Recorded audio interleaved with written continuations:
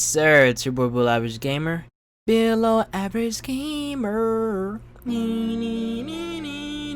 Anyways, recently I've been playing Shinobi Striker. To be honest, when it first came out in 2018, I didn't care for it. I thought the game was trash. But 2 years later, I'm playing it and I think it's fun. So if you ask me, yo, BelowAvgGamer, bro, is it worth it in 2020? Yeah, I'm gonna say get the game and I'm gonna tell you why. Before I start this video, if you're a Naruto Storm elitist and you're expecting this game to be like Naruto Storm, you can stop watching this video, turn on your console, put in the Storm disc, and play Storm.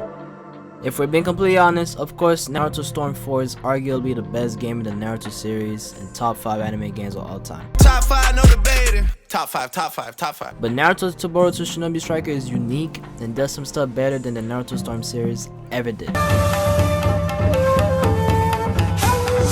This is by no means a comparison video between Shinobi Striker and Storm 4, but I want to point out the things that I believe Shinobi Striker does better and differently than Storm 4 so you can see why I say it's worth your money. In my opinion, Shinobi Striker so far has been the closest game to truly emulate the world of Naruto that Kishimoto created and how it feels to be a shinobi. You can run on walls, and that's something that haven't been done since the PS2 games. Running on walls isn't everything, but man, it's dope to be able to do that. In Shinobi Striker, you run on walls, throw out your kunais, and basically parkour to get to your location, evade enemies, or trick your enemies to think you're going one way, but really nah, I'm about to jump off this wall and hit them with a mean jutsu. Pop pop, you know? I have so much fun just running around, it's crazy. The maps are also good sizes and you truly feel like you're in the world of Naruto.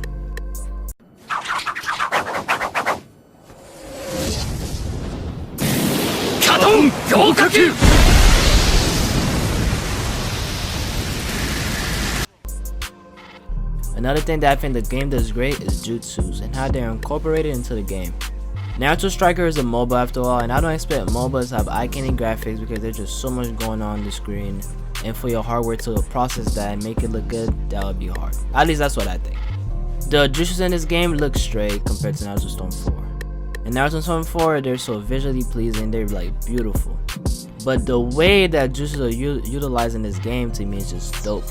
For example, let's take the Sharingan. This is the first game where I feel like you can actually use the Sharingan. I can activate my Sharingan, and if I get in a dire situation, it bails me out just like an anime. I can do a mud wall jutsu, and the mud wall actually grows from the ground. You can use water pillar, and there's actually a water pillar around you. You can summon a giant toad or a giant snake. You can do the jutsu where Sasuke uses his Rinnegan and he changes places with someone. You can make the whole map filled with mist. There's different type of substitution jutsus. You do a lightning substitution jutsu. Your opponent think they're still fighting you, but really it's a clone, and then boom, they get shot.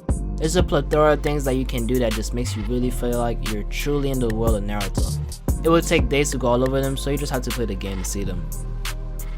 I think the character customization is done well. You pick a class and learn jutsus that work best for you.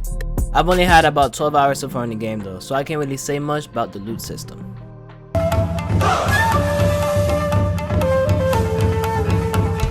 I do like how the premise of this game is strategy. You can't just go and try to fight 2 people by yourself, or try to take the flag by yourself, or capture a base by yourself. This game is a team game, so you and your teammates have to be on the same page.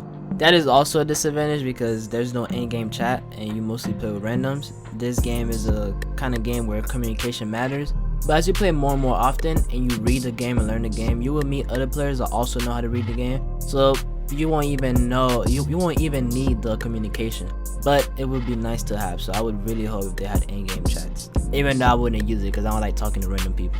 And speaking of teammates, it's dope how you can do combos, jutsus to set up your teammate and basically work off each other. Another good thing is that it doesn't take me more than 45 seconds to find a game. The matchmaking seems to be good and fast so far.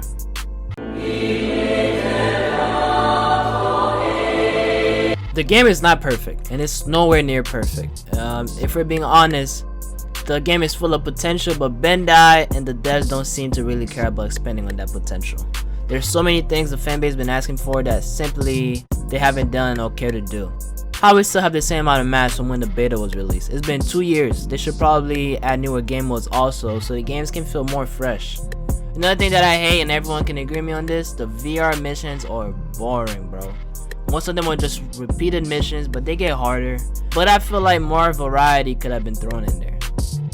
The game I first feel like all you do is spam your jutsus, which majority of people do, but as you get better, you kind of learn to not get stuck in that cycle because that won't always work. You will actually have to strategize and time everything. I do feel like some of the things that people complain about is avoidable once you get better at the game. Yeah, it sucks to get jumped by a clan, trust me bro, I know the pain is 4 people jumping you. But if you try your hardest to avoid a situation where you're not at a disadvantage, then you should be good most of the time. And speaking of disadvantages, I wouldn't say the game is pay to win, but jutsus from DLC characters to me are a little bit unbalanced and unfair. Of course there's a way to counter every jutsu in this game by using another jutsu, but I feel like it's harder to counter DLC jutsus. But maybe that's because I'm still feeling new to the game. I've only put in about 12 hours, so I'm not grinding yet. Speaking of DLCs, I do like the fact that you can play as DLC characters without buying them. It's just if you want to make them your VR master and add their jutsu to your arsenal, you have to buy them. And I'm not mad at that.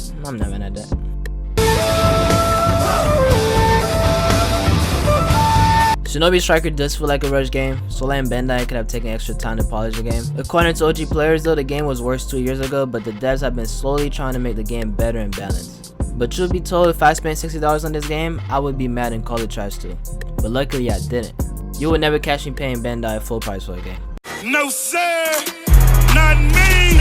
As of the making of this video, the game is currently $8.99 in the PS Store. I believe the sale ends on September 3rd, but they could extend it, who knows. So, is Naruto to Boruto Shinobi Striker worth it in 2020? And is it worth your hard-earned money? Yes, if you're buying it for $20 or less. The game is not perfect and still needs work, but it can be mad fun and enjoyable. And it's even better if you play with friends.